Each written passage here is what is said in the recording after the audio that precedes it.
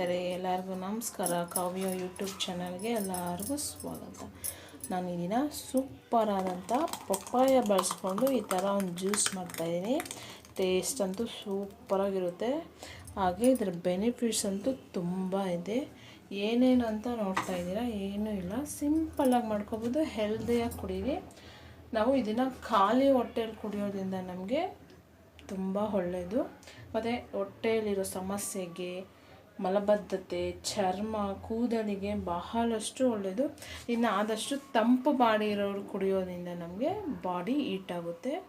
ನೀವು ಮನೆಯಲ್ಲಿ ಮಾಡ್ಕೊಳ್ಳಿ. ಹಾಗೆ ಮಾಡುವ ವಿಧಾನ ಮತ್ತು ಬೇಕಾಗಿರುವಂಥ ಪದಾರ್ಥ ತೋರಿಸ್ಕೊಡ್ತೀನಿ. ಅದಕ್ಕಿಂತ ಮುಂಚೆ ನಾನು ಹೊಸದಾಗಿ ನನ್ನ ಚಾನಲ್ ನೋಡ್ತಾ ಸಬ್ಸ್ಕ್ರೈಬ್ ಮಾಡ್ಕೊಳ್ಳಿ. ಹಾಗೆ ಕಮೆಂಟು, ಲೈಕು, ಶೇರ್ ಮಾಡೋದು ಮರಿಬೇಡಿ. ಈಗ ಬನ್ನಿ ಯಾವ ರೀತಿ ಮಾಡ್ಕೋಬೇಕು ಈ ಪಪ್ಪಾಯ ಜ್ಯೂಸು ಅಂತ ತೋರಿಸ್ಕೊಡ್ತೀನಿ. ಈಗ ಬನ್ನಿ ಮಾಡೋ ವಿಧಾನ ಮತ್ತು ಬೇಕಾಗಿರುವಂಥ, ಈಗ ನೋಡಿ ಮಾಡೋ ವಿಧಾನ ಮತ್ತು ಬೇಕಾಗಿರುವಂಥ ಪದಾರ್ಥ ತೋರಿಸ್ಕೊಡ್ತೀನಿ. ಮೊದಲಿಗೆ ನಾನು ಪಪ್ಪಾಯ ತೊಗೊಂಡಿದ್ದೀನಿ.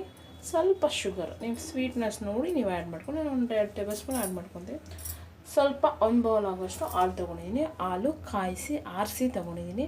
ಈಗ ಈ ಪಪ್ಪಾಯಲ್ಲಿ ಸಿಪ್ಪೆ ಬಿಡಿಸ್ಕೊಂಡು ನಾವು ಸಣ್ಣದಾಗಿ ಹಚ್ಕೊಳ್ಳೋಣ. ಈಗ ನಾನು ನೋಡಿ ಪಪ್ಪಾಯನ ಈ ರೀತಿ ಸಣ್ಣದಾಗಿ ಹಚ್ಕೊಂಡಿದ್ದೀನಿ. ಈಗ ಒಂದು ಮಿಕ್ಸಿ ಬೌಲ್ ತೊಗೊಳ್ಳೋಣ. ಮಿಕ್ಸಿ ಬೌಲ್ಗೆ ಈ ಪಪ್ಪಾಯ ಕಟ್ ಮಾಡಿರೋ ಪಪ್ಪಾಯನ ಆ್ಯಡ್ ಮಾಡ್ಕೊಳ್ಳೋಣ.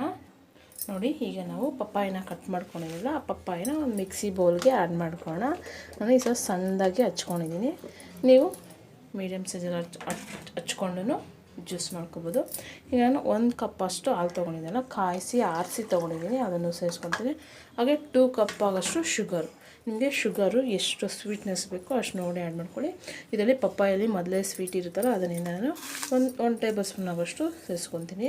ಈಗ ಇದನ್ನ ನೈಸಾಗಿ ಗ್ರೈಂಡ್ ಮಾಡ್ಕೊಬರೋಣ. ನೋಡಿ, ಈಗ ನಾನು ಇದನ್ನ ನೈಸಾಗಿ ಗ್ರೈಂಡ್ ಮಾಡ್ಕೊಬರ್ತೀನಿ. ಈಗ ನೋಡಿ, ಸೂಪರ್ ಟೇಸ್ಟಿಯಾದ ಪಪ್ಪಾಯ ಜ್ಯೂಸ್ ರೆಡಿಯಾಗಿದೆ. ಈ ಪಪ್ಪಾಯ ಜ್ಯೂಸಲ್ಲಿ ಬಹಳಷ್ಟು ವಿಟಮಿನು, ಪ್ರೋಟೀನು ಮತ್ತು ನಮ್ಮ ಸ್ಕಿನ್ಸ್ ಕೇರ್ಗೆ ಮತ್ತು ನಮ್ಮ ಡೈಜೆಷನ್ಗೆ ಭಾಳ ಒಳ್ಳೆಯದು ಈ ಪಪ್ಪಾಯ ಜ್ಯೂಸು. ಈ ಬೇಸಿಗೆಯಲ್ಲಿ ಒಂದು ಸತಿ ಟ್ರೈ ಮಾಡಿ. ಇದನ್ನ ಬೆನಿಫಿಟ್ಸು ತುಂಬ ಇದೆ, ಗೊತ್ತಿರೋ ಅಷ್ಟು ಹೇಳಿದ್ದೀನಿ. ನೀವು ಮನೇಲಿ ಟ್ರೈ ಮಾಡಿ. ಹಾಗೆ ಹೇಗೆ ಬಂತು ಅಂತ ಕಮೆಂಟು, ಲೈಕು, ಶೇರ್ ಮಾಡೋದು ಮಾಡಬೇಡಿ. ಬಾಯ್.